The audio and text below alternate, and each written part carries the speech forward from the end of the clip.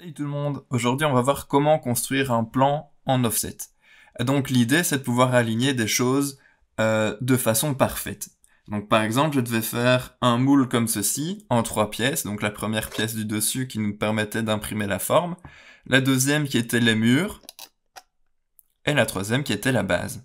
Et donc il fallait absolument pouvoir aligner la base et le mur de façon parfaite. Et donc pour ça, j'ai trouvé un moyen qui est peut-être pas le plus simple, mais qui fonctionne très bien et qui a d'autres fonctionnalités.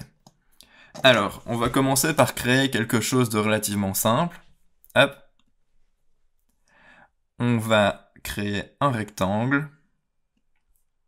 Voilà. Alors, on va lui donner des dimensions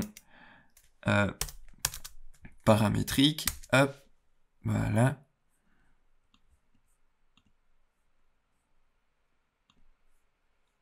On va l'extruder. Alors, on va lui donner 10 mm de haut. Hop.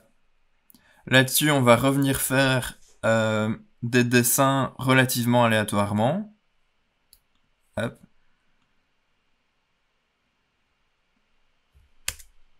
Donc c'est des mesures un petit peu bizarres, c'est tout à fait normal. On va en créer un autre. Hop.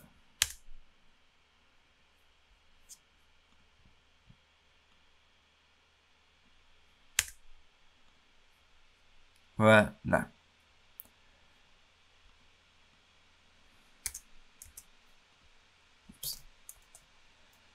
Alors maintenant on va les disposer un petit peu aléatoirement, pardon. Hop. Voilà. On clique sur Finish. Maintenant on va les extruder. Hop. Voilà. On les extrude de 10 mm. Hop. Alors, on va mettre un petit chanfrein au-dessus, juste pour que ce soit un petit peu beau. Hop, 5 mm. Voilà. Et donc ici, on a une forme tout à fait aléatoire, pour laquelle il serait assez compliqué de pouvoir créer un moule. Donc en tout cas, le négatif. Et donc, il y a plusieurs solutions, hein. On pourrait simplement copier-coller ça dans un autre fichier, mais ici le but est de pouvoir créer quelque chose dans le même fichier pour nous permettre éventuellement de pouvoir faire une animation par la suite, par exemple. Voilà. Alors pour ça, on va simplement venir dans Construct, Offset Plane. On va choisir comme d'habitude la surface sur laquelle on veut travailler. Donc c'est évidemment la surface du dessus dans ce cas-ci. On va donner simplement le décalage par rapport à la plaque d'origine, donc par rapport au plan d'origine, pardon. Ici, on va lui donner peut-être 25 mm. Hop. Voilà. Et donc, on peut voir qu'il y a effectivement un plan qui est venu se glisser avec un certain décalage par rapport au plan d'origine qui est ici. Voilà. Alors, maintenant, il nous suffit de créer un nouveau sketch. Donc, toujours sur la surface du dessus. Hop. Comme ceci. Et donc, en faisant ça, l'aperçu du plan va automatiquement comment on dit ça, devenir invisible. Voilà. Alors, maintenant, on va dans Créer, on va dans Project. Voilà. Et donc ici, l'idée, c'est de pouvoir projeter ce qui se trouve sur la surface du dessous sur la surface du dessus. Alors, il nous suffit de sélectionner les différents objets, comme ceci. Hop. Voilà. Et là, on clique sur OK. Donc ici, on peut voir qu'il y a plusieurs sketchs.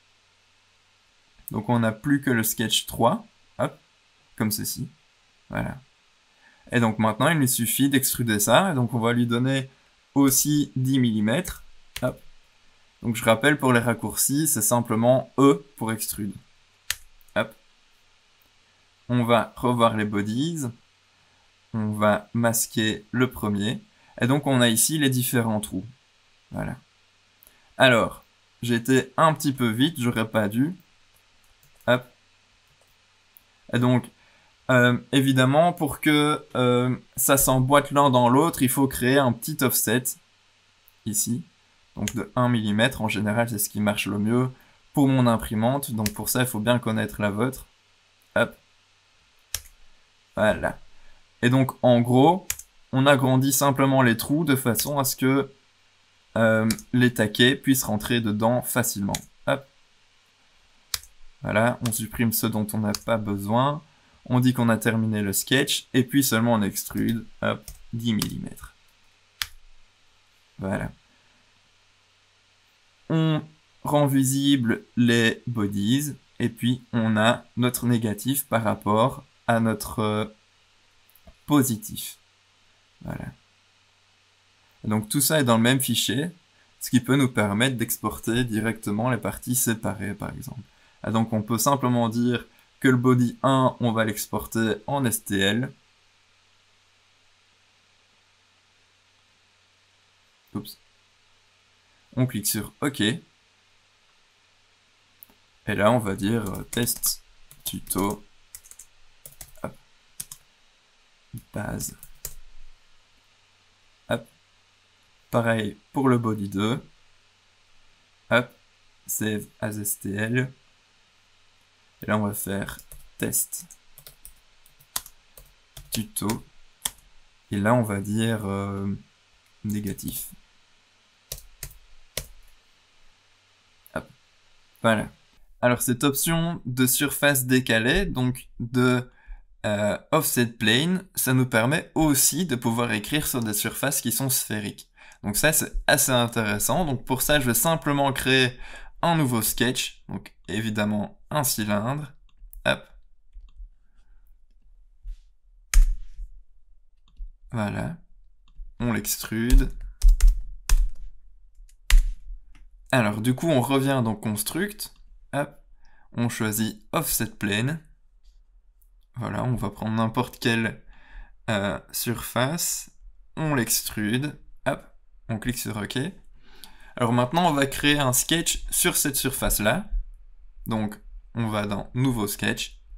On sélectionne bien la face là. Hop. En faisant ça, c'est comme tantôt, la surface de dessin s'enlève.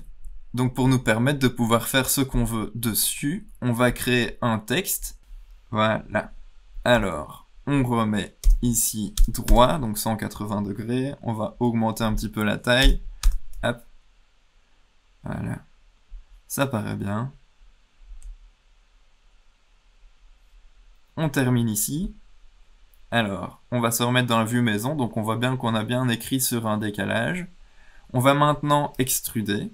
Donc on sélectionne celui-ci. Ici, on va demander que ça commence de l'objet. Donc on sélectionne l'objet. Voilà. Donc on sélectionne ici. Et on va simplement avancer ou reculer. Voilà. Et donc on peut voir que ça suit bien le profil de l'objet. Voilà. Donc on va simplement faire -1 par exemple. Hop. Voilà. Et donc si vous vouliez faire l'inverse, donc creuser l'objet, il suffisait de faire -1 par exemple.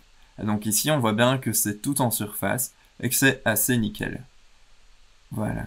Donc ça c'était la deuxième application des offset plane. Voilà. J'espère que ça vous a plu, que ça vous aura été un petit peu utile. Et on vous reverra la semaine prochaine. Voilà, bonne journée!